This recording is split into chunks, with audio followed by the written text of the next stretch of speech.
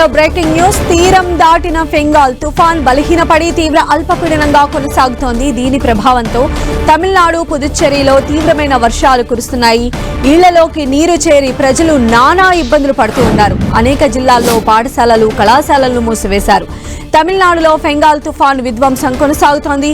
ఇవాళ కూడా చెన్నై, కాంచీపురం, తిరువల్లూరు సహా తమిళనాడులోని పలు జిల్లాల్లో భారీ నుంచి అతి భారీ వర్షాలు కురుస్తాయని భారత వాతావరణ శాఖ అంచనా వేసింది. అవసరమైతే తప్ప బయటకు రావద్దని హెచ్చరించింది. స్థానిక అధికారుల ఆదేశాలను అనుసరించాలని వెల్లడించింది. వరదలు ఉన్న రోడ్ల వైపు వెళ్లవద్దని ఐఎండీ పేర్కొంది. ఇక మరోవైపు ఫెంగాల్ తుఫాన్ ప్రభావంతో ఏపీలోని పలు జిల్లాల్లో భారీ వర్షాలు కురుస్తున్నాయి. భారీ వర్షాల నేపథ్యంలో ఇవాళ చిత్తూరు, అన్నమయ్య జిల్లాల్లో విద్యాసంస్థలకు సెలవు ప్రకటించారు. జిల్లా వ్యాప్తంగా కుండపోత వర్షాలు పడే అవకాశం ఉందని వాతావరణ శాఖ తెలిపింది. రాయలసీమ, కోస్తాంధ్ర జిల్లాలో వర్షాలు పడుతూ ఉన్నాయి. ఇవాళ కూడా పలు జిల్లాల్లో భారీ వర్షాలు కురిసే అవకాశం ఉందని వాతావరణ శాఖ హెచ్చరికలు జారీ చేసింది. ఇక మరోవైపు 2 రోజులుగా కురుస్తున్న వర్షాలతో తిరుమలలోని డ్యాంలకు జలకళ సంతరించుకుంది. తిరుమలలో ఉన్న 5 ప్రధాన జలాశయాలు పూర్తిస్థాయి నీటి మట్టానికి చేరుకున్నాయి.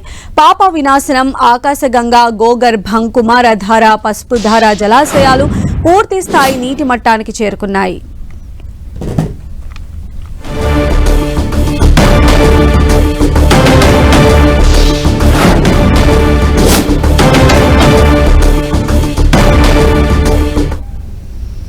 మరిన్ని అప్డేట్స్ మా ప్రతినిధి జార్జ్ మనకు అందిస్తారు. జార్జ్,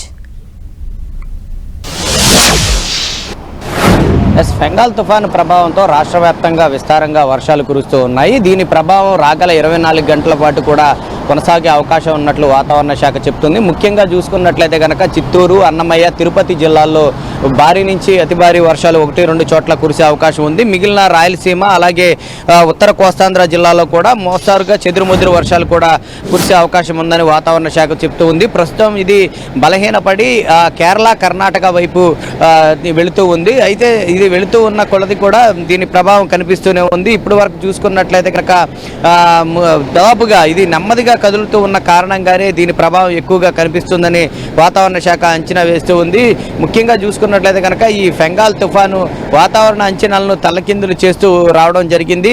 దాదాపుగా 17 గంటల పాటు చూసుకున్నట్లయితే కనుక స్థిరంగా కొనసాగింది. తుఫానుగానే స్థిరంగా అంటే తీరం దాటినప్పటికీ ఇది 17 గంటల పాటు స్థిరంగా కొనసాగిన నేపథ్యంలో రాష్ట్ర వ్యాప్తంగా చూసుకున్నట్లయితే కనుక భారీ వర్షాలు అనేవి నమోదయ్యాయి. చాలా వరకు కూడా పంట పొలాలు నీట మునిగిన పరిస్థితి కనిపిస్తూ ఉంది. ఈ ఫెంగాల్ దెబ్బ చూసుకున్నట్లయితే కనుక రైతాంగం మీద తీవ్ర ప్రభావాన్ని చూపిందని చెప్పుకోవాలి. ముఖ్యంగా ఉద్యాన పంటల మీద కూడా తీవ్ర ప్రభావాన్ని చూపింది. ఇటు వేరుశెనగ కానీ, కంది, అలాగే పెసర వంటి తోటలు సైతం కూడా నేల కొరిగాయి. ముఖ్యంగా చూసుకున్నట్లయితే కనుక ఈ గాలుల ప్రభావం చూసుకున్నట్లయితే కనుక ఈ ఫెంగాల్ తుఫాను ప్రభావం వల్ల గాలులు కూడా అత్యంత వేగంగా వీయడంతో పంట పొలాలన్నీ కూడా నీట మునిగాయి. అలాగే ఈ కోసిన వరి పైరు అలాగే ఇవన్నీ ఏవైతే ఉన్నాయో పంటలన్నీ కూడా నీట మునిగిన పరిస్థితి కనిపిస్తుంది. అయితే దీని ప్రభావం చూసుకున్నట్లయితే కనుక రాగల 24 గంటల పాటు ఉంటుంది. కాబట్టి ప్రజలంతా కూడా అప్రమత్తంగా ఉండాలని వాతావరణ శాఖ చెబుతూ ఉంది. జార్జ్, అయితే ఇప్పటికే ఫెంగాల్ ఎఫెక్ట్ మనం చూస్తూనే ఉన్నాము. అంటే 2-3 డేస్గా కంటిన్యూ అవుతుంది. ఇంకా బలహీన పడింది కాబట్టి దీని ఎఫెక్ట్ ఉంటుందని చెప్పి కూడా చెప్తూ ఉన్నారు. కాబట్టి ఇంకా ఎన్ని రోజుల పాటు ఇదే వెదర్ కంటిన్యూ అయ్యే ఛాన్సెస్ ఉన్నాయి?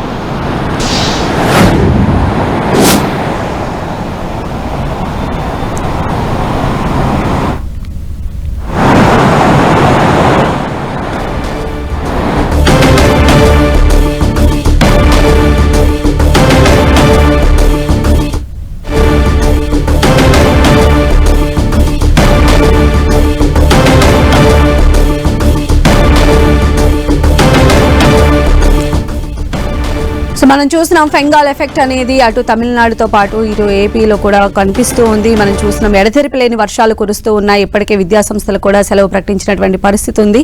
సో జార్జ్ మనకు అందుబాటులో ఉన్నారు. జార్జ్, ఇంకా కూడా ఈ వెదర్ అనేది ఇంకా ఎన్ని రోజులు కంటిన్యూ అయ్యే అవకాశం ఉండొచ్చని వాతావరణ శాఖ అధికారులు చెప్తున్నారు?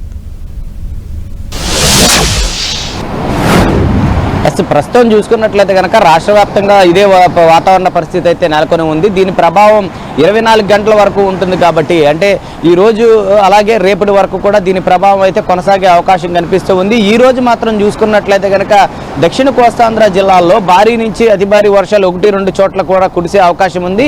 మిగిలిన చోట్ల నుంచి మోస్తారు నుంచి చెదురుమదురు వర్షాలు అయితే నమోదయ్యే అవకాశాలు ఉన్నట్లు వాతావరణ శాఖ అంచనా వేస్తూ ఉంది. ఈ నేపథ్యంలో దక్షిణ కోస్తాంధ్ర జిల్లాలైనటువంటి నెల్లూరు, చిత్తూరు, తిరుపతి వంటి ప్రాంతాల్లో చూసుకున్నట్లయితే కనుక ఆయా ప్రాంతాల్లో ఎక్కువగా వర్షపాతం నమోదయ్యే అవకాశం ఉన్నట్లు వాతావరణ శాఖ చెప్తుంది. ఆ ప్రాంతాల్లో చూసుకున్నట్లయితే కనుక భారీ వర్షం అయితే నమోదయ్యే అవకాశం అయితే కనిపిస్తుంది. ముఖ్యంగా చూసుకున్నట్లయితే కనుక ఆ ప్రాంతాల్లో సెలవులు సైతం కూడా ఇప్పటికే ప్రకటించడం జరిగింది. అక్కడ చూసుకున్నట్లయితే కనుక ఆ ప్రాంతాలు ఏవైతే ఉన్నాయో ఆ ప్రాంతాల్లో ఇప్పటికే జలాశయాలన్నీ కూడా నీట నిండుకొండలా దర్శనమిస్తున్న పరిస్థితి, అలాగే లోతట్టు ప్రాంతాలు సైతం కూడా జలమయమైన పరిస్థితి అయితే కనిపిస్తూ ఉంది. పంట పొలాలన్నీ కూడా పూర్తిగా దెబ్బతిన్నాయి. మనం ఒకసారి చూసుకున్నట్లయితే కనుక విశాఖ బీచ్ తీరం వద్ద ఉన్నాము. ఇక్కడ చూసుకున్నట్లయితే కనుక సముద్రం ముందుకు చొచ్చుకు వచ్చిన పరిస్థితిని అయితే మనం స్పష్టంగా చూసుకోవచ్చు. గత 2 రోజుల నుంచి కూడా అలల ఉధృతి తాకిడికి సముద్రం అయితే ముందుకు చొచ్చుకు వస్తూ ఉండడంలో కోతకు కూడా గురవుతున్న పరిస్థితి కనిపిస్తూ ఉంది. అలాగే సముద్రం చూసుకోవచ్చు, మన అలల ఉధృతి కూడా చాలా ఉధృతంగా ఉన్నాయి, చాలా రఫ్గా మారిన పరిస్థితి అయితే కనిపిస్తూ ఉంది. అయితే మత్స్యకారులకు జారీ చేసినటువంటి ఏదైతే హెచ్చరికలు ఏదైతే ఉన్నాయో వేటకు వెళ్ళొద్దని అవి ఉపసంహరించుకున్నప్పటికీ దీని ప్రభావం రాగల 24 గంటల వరకు కూడా ఉండే అవకాశం ఉంది. కాబట్టి ప్రజలంతా కూడా అప్రమత్తత వ్యవహరించాలి. ఈ భారీ వర్షాలు కురిసే ప్రాంతాల్లో అధికారి చర్యలు తీసుకోవాలంటూ కూడా వాతావరణ శాఖ హెచ్చరిస్తుంది. రైతులు కూడా అప్రమత్తంగా ఉండాలని వాతావరణ శాఖ చెబుతూ ఉంది. Right George.